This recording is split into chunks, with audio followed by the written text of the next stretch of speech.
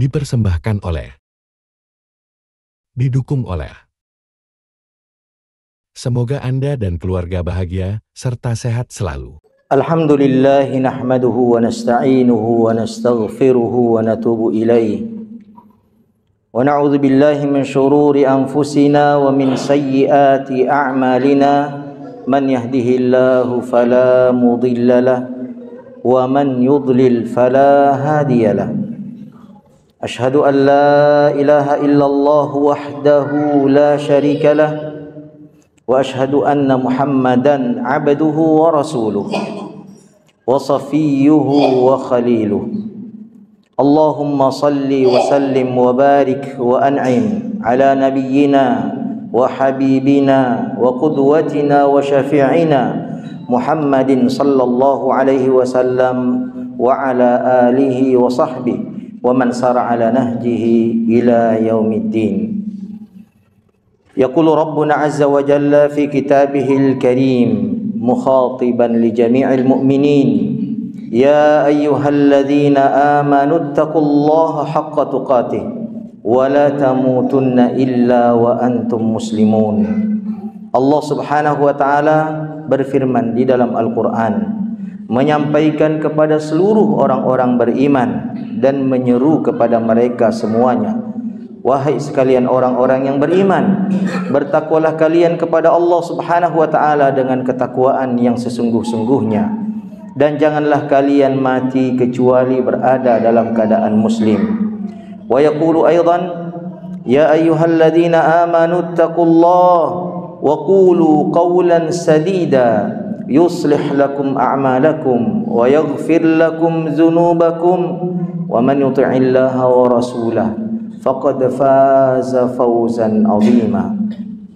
Wahai sekalian orang-orang yang beriman, bertakwalah kalian kepada Allah Subhanahu wa taala dan ucapkanlah perkataan-perkataan yang benar. Ucapkanlah perkataan-perkataan yang lurus dan jujur. Niscaya Allah akan mensolehkan amalan-amalan kalian, akan memperbaiki keadaan dan urusan kalian, serta akan mengampuni dosa-dosa kesalahan kalian. Dan barang siapa yang telah mentaati Allah dan juga mentaati Rasulnya, maka sungguh dia telah memperoleh kemenangan dan keberuntungan yang sangat besar dan agung. Fa inna asdaqal hadithi kalamullah wa khairal hadyi hadyu Muhammadin sallallahu alaihi wasallam wa syarral umuri muhdatsatuha. Sesungguhnya perkataan yang paling benar itu adalah kalamullah yang termaktub di dalam Al-Quran, dan sesungguhnya petunjuk yang paling baik dan menyelamatkan adalah petunjuk Rasulullah sallallahu alaihi wasallam di dalam sunnah-sunnahnya.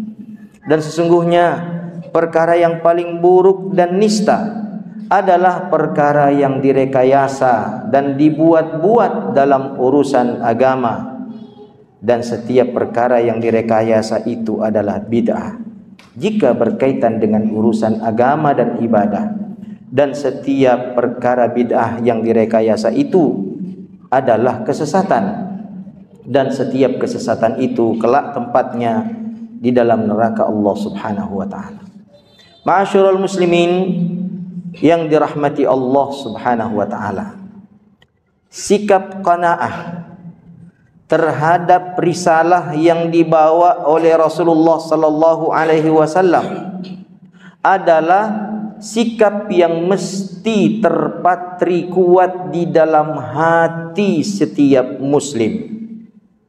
Merasa cukup dengan risalah Rasulullah sallallahu alaihi wasallam. Sikap inilah yang membuat setiap muslim itu merasa cukup dengan perkara-perkara yang sederhana dalam pandangannya di dalam urusan agama, sehingga ia tidak membutuhkan cara yang lain dari orang lain untuk mendekatkan dirinya kepada Allah Subhanahu wa taala dan untuk mendapatkan pahala di sisi Allah Subhanahu wa taala. Dia hanya merasa cukup dengan apa yang telah dicontohkan oleh Rasulullah sallallahu alaihi wasallam di dalam sunnah-sunnahnya. Jika perasaan qanaah terhadap risalah Rasulullah ini tidak tertanam secara kuat, tidak terpatri secara kokoh di dalam hati seseorang, itulah yang menyebabkan ia terdorong untuk mencari-cari cara yang lain, metode yang lain untuk mendekatkan diri kepada Allah atau mendapatkan pahala di sisi Allah di luar apa yang telah dicontohkan oleh Rasulullah sallallahu alaihi wasallam. Baik melalui rekayasa pribadinya, melalui perenungan-perenungan yang mendalam, atau dia comot dari agama yang lain yang dia anggap bagus dan layak, atau minimal dia ambil dari orang-orang yang ia pandang suci dalam kehidupan sosialnya. Padahal ma'asyiral muslimin, Allah Subhanahu wa taala telah menegaskan di dalam Al-Qur'an bahwa risalah ini telah sempurna diajarkan, disampaikan, dipraktekkan dan dicontohkan oleh Rasulullah sallallahu alaihi wasallam seperti apa yang Allah perintahkan kepadanya. Tidak ada sesuatu yang beliau sembunyikan dari kebaikan, kecuali beliau telah jelaskan secara gamblang kepada manusia. Salah satu di antara ayat yang menegaskan hal tersebut, ma'asyiral muslimin, adalah firman Allah Subhanahu wa taala yang terdapat dalam surah Al-Maidah ayat ke-67. Allah Subhanahu wa taala berfirman, "Ya ayyuhar rasul balligh ma unzila ilaika min rabbik wa in lam taf'al fama ballaghta risalatah wallahu ya'simuka minan nas innallaha la yahdil qaumal kafirin." Allah menyeru kepada nabinya, wahai Rasul Allah, wahai utusan Allah, baligh, sampaikanlah, ajarkanlah, ma unzila ilaik, apa-apa saja yang telah diturunkan kepadamu, min rabbika, dari Tuhanmu. Wa illam taf'al fama ballaghta risalatah. Jika engkau tidak melakukan hal tersebut, engkau tidak sampaikan, engkau tidak ajarkan, engkau tidak contohkan, maka sesungguhnya engkau belum lagi menyampaikan risalah Allah tersebut. Sementara ma'asyiral muslimin, haram hukumnya siapapun yang menduga bahwa Rasulullah belum menyampaikan risalah ini secara sempurna. Dugaan yang dia tuduhkan kepada Rasulullah itu adalah dugaan yang sangat amat keji, karena itu mengandung tuduhan bahwa Rasulullah mengkhianati Allah Subhanahu wa taala dalam menyampaikan risalah. Dan jika hal itu diyakini oleh seseorang, maka itu bisa menyebabkan syahadatnya cedera dan bermasalah. Oleh karenanya Al-Imam Malik rahimahullahu ta'ala mengatakan, man ahdasa fid din, siapa yang melakukan perkara baru di dalam agama, yara annahu hasana, dia memandang bahwa perkara yang dia adakan itu bagus, faqad za'ama anna Muhammadan khanar risalah, maka itu artinya dia telah menuduh Rasulullah sallallahu alaihi wasallam mengkhianati Allah di dalam menyampaikan agama. Kan bahaya ma'asyiral muslimin. Meskipun dia tidak nyatakan itu secara verbal, dia tidak menarasikan itu bahwa Rasulullah mengkhianati penyampaian risalah. Ada yang beliau sembunyikan dari kebaikan yang semestinya ia ajarkan kepada manusia. Meskipun ia tidak narasikan dalam bentuk ucapan, tapi sikapnya sudah menyatakan narasi tersebut. Karena ma'asyiral muslimin, ungkapan manusia itu ada dua macam. yang kita bisa menyimpulkan makna yang sama darinya, yaitu ungkapan lisan dan ungkapan sikap perbuatan. Persetujuan dan tidak persetujuan bisa diungkapkan dengan dua cara tersebut, dengan ungkapan lisan atau dengan ungkapan sikap perbuatan. Jadi ma'asyiral muslimin yang dirahmati Allah Subhanahu wa taala, wajib bagi setiap kita meyakini bahwasanya risalah agama ini telah sempurna diajarkan oleh Rasulullah sallallahu alaihi wasallam. Tinggal tugas dan kewajiban kita setelahnya menjiplak secara utuh dan sempurna apa yang telah diajarkan secara utuh oleh Rasulullah sallallahu alaihi wasallam, tanpa lagi melakukan rekayasa dan mengada-ngada dalam urusan agama. Lain halnya dalam urusan dunia, kita tidak boleh mencampur adukkan kaidah ini ma'asyiral muslimin. Untuk urusan dunia tidak ada kaitannya larangan melakukan rekayasa, membuat hal-hal yang baru dalam urusan dunia sepanjang dia bermanfaat untuk manusia dan kemanusiaan, apalagi jika dia bermanfaat bagi agama. Maka untuk urusan dunia silahkan terbuka lapang untuk melakukan inovasi, untuk melakukan hal-hal yang baru. Namun dalam urusan agama dan ibadah sudah dikunci oleh Allah Subhanahu wa taala pintunya. Tidak sesiapapun setelah Rasulullah sallallahu alaihi wasallam berhak masuk ke dalam pintu yang sudah dikunci. Siapa yang memaksakan diri masuk ke dalam pintu yang sudah dikunci melalui celah-celah yang dia anggap bisa dimasuki, maka dia telah mengkhianati Rasulullah sallallahu alaihi wasallam, dan itu artinya dia juga telah mengkhianati Allah Subhanahu wa taala, pemilik daripada agama ini. Nah, ma'asyiral muslimin yang dirahmati Allah Subhanahu wa taala, berkenaan dengan ayat yang tadi itu yang kita bacakan dalam surah Al-Maidah ayat 67, Al-Imam Al-Baghawi rahimahullahu taala meriwayatkan satu asar dari bunda kaum muslimin Aisyah radhiyallahu taala anha. Beliau mengatakan, "Man haddatsa laka anna Rasulullah sallallahu alaihi wasallam katama syai'an faqad ittahama annahu qad khana risalata."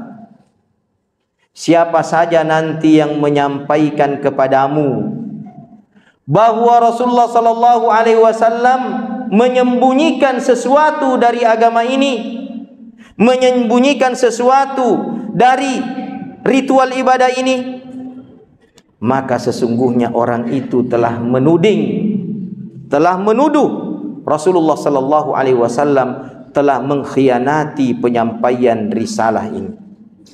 Oleh karenanya Nabi kita Muhammad sallallahu alaihi wasallam menegaskan di dalam hadisnya yang sahih, wasiat untuk umat ini seluruhnya, qad taraktu fikum amrayni ma in tamassaktum bihi ma lan tadillu abada, kitab Allah wa sunnati. Telah aku tinggalkan untuk kalian semuanya dua perkara, sepanjang kalian berpegang teguh pada dua perkara itu. Artinya tidak ada upaya-upaya untuk mengurangi atau menambahnya. Berpegang teguh pada prinsip-prinsipnya, maka kalian tidak akan mungkin tersesat untuk selama-lamanya. Apa yang dua perkara itu? Kitabullah Al-Quran wa sunnati, dan sunnahku. Oleh karenanya ma'asyiral muslimin, tanamkanlah perasaan qanaah, merasa cukup dan puas atas sunnah Rasulullah sallallahu alaihi wasallam, sehingga kita tidak tertipu dan terpedaya lagi oleh hiasan-hiasan palsu yang diciptakan oleh seseorang dalam agama ini untuk mengesankan bahwa ada kebaikan yang belum cukup diajarkan oleh baginda Rasulullah sallallahu alaihi wasallam berupa zikir, doaka, tata cara ibadahkah, ritual-ritual pendekatan kepada Allah yang sama sekali tidak diajarkan dahulu oleh Rasulullah sallallahu alaihi wasallam. Barakallahu li wa lakum fil Qur'anil azim wa nafa'ni wa iyyakum bima fihi minal ayati wadh-dhikril hakim. Aqulu qawli hadza wa astaghfirullah li wa lakum wa lisairil muslimina min kulli dzamb innahu huwal ghafurur rahim. Alhamdulillahilladzi an'ama 'alaina bi ni'matil imani wal islam. Asyhadu an la ilaha illallah wahdahu la syarikalah wa asyhadu anna Muhammadan 'abduhu wa rasuluh. Allahumma salli wa sallim wa barik wa an'im 'ala nabiyyina wa habibina wa qudwatina wa syafi'ina Muhammadin sallallahu alaihi wasallama wa ala alihi wa sahbihi wa man sara ala nahjihi ila yaumiddin, amma ba'd. Ma'asyiral muslimin yang dirahmati Allah Subhanahu wa taala. Pada khutbah yang kedua ini izinkan kami untuk menyampaikan wanti-wanti dari Rasulullah sallallahu alaihi wasallam kepada siapapun yang di dalam dirinya masih ada keinginan untuk membuat hal-hal baru di dalam agama Rasulullah sallallahu alaihi wasallam. Meskipun hal baru itu sederhana, remeh dan kecil, sesuatu yang tidak ada contohnya dari baginda Rasulullah sallallahu alaihi wasallam. Untuk siapapun yang masih memiliki keinginan itu di dalam hatinya, hentikan. Jangan Anda aplikasikan sama sekali, sebab ancamannya sangat amat keras dan berbahaya. Di dalam hadis yang sahih Rasulullah sallallahu alaihi wasallam bersabda, "Inni faratakum 'alal haudi, man marra alayya syarib, wa man syariba la yazma'u abada, wa la yaridanna alayya aqwamun arafuni wa a'rifum summa hila baini wa bainahum, faqultu ya rabbi innahum minni wa ana minhum, faqila innaka la tadri ma ahdatsu ba'dak, faqultu suhqan suhqan liman ghayyara ba'di." Rasulullah berkata, sesungguhnya aku menanti kalian seluruhnya di telagaku. Siapapun yang menjumpai aku nantinya di telaga itu, maka niscaya dia akan meminum airnya. Dan barang siapa yang meminum air telagaku itu, maka dia tidak akan kehausan lagi untuk selama-lamanya. Dan sesungguhnya benar-benar ada sekelompok orang yang mendekati aku di telaga itu. Mereka mengenaliku dan aku pun mengenalinya. Seseorang dapat mengenali Rasulullah sallallahu alaihi wasallam di antara miliaran manusia dengan memasangkan chip syahadat asyhadu an la ilaha illallah wa asyhadu anna Muhammadar Rasulullah di dalam hatinya. Ketika chip itu terpasang, ma'asyiral muslimin, maka serta-merta secara otomatis dia akan mengenal wajah Rasulullah sallallahu alaihi wasallam. Pendekatan logikanya sama dengan kartu HP. Ketika belum dipasangkan kartu, meskipun ada sinyal-sinyal internet, sinyal-sinyal telepon, dia tidak akan mengenalinya dan dia tidak akan menangkapnya. Tetapi begitu chipnya dipasangkan, spontan dia akan segera menangkap sinyal tersebut dan mengenalinya. Seperti itulah seorang muslim terhadap Rasulullah sallallahu alaihi wasallam. Dan bagaimana Rasulullah mengenali umatnya? Rasulullah pernah mengatakan, innakum ta'tuna yaumal qiyamati ghurran muhajjalina min atharil wudu. Setiap kalian akan datang pada hari kiamat dengan memiliki cahaya dari setiap anggota wudunya. Rasulullah mengenali umatnya adalah mereka-mereka yang anggota wudunya bercahaya. Namun kata Rasulullah, kelompok yang mengenali aku dan aku mengenali mereka itu diusir menjauh dariku dari telaga itu. Sehingga aku pun mengadu, wahai Tuhanku, sesungguhnya mereka bahagian dari diriku dan diriku ini bahagian daripada mereka. Lalu terdengarlah seruan jawaban, engkau tidak mengetahui perkara-perkara baru yang mereka rekayasa sepeninggalmu. Maka aku pun mengatakan, kata Rasulullah, celaka-celakalah orang-orang yang merubah-rubah agamaku sepeninggalku. Maka ma'asyiral muslimin, upaya apapun yang dilakukan oleh seseorang untuk merubah agama Rasulullah sallallahu alaihi wasallam, bahkan dalam hal yang paling sederhana sekalipun dalam ritual ibadah, maka ancamannya sangat amat keras Anda bisa saja terusir dari telaga Rasulullah sallallahu alaihi wasallam. Marilah kita sempurnakan khutbah kedua ini dengan berselawat kepada baginda Rasulullah sallallahu alaihi wasallam. Allah mengingatkan di dalam Al-Qur'an, innallaha wa malaikatahu yusalluna 'alan nabi ya ayyuhalladzina amanu sallu 'alaihi wa sallimu taslima.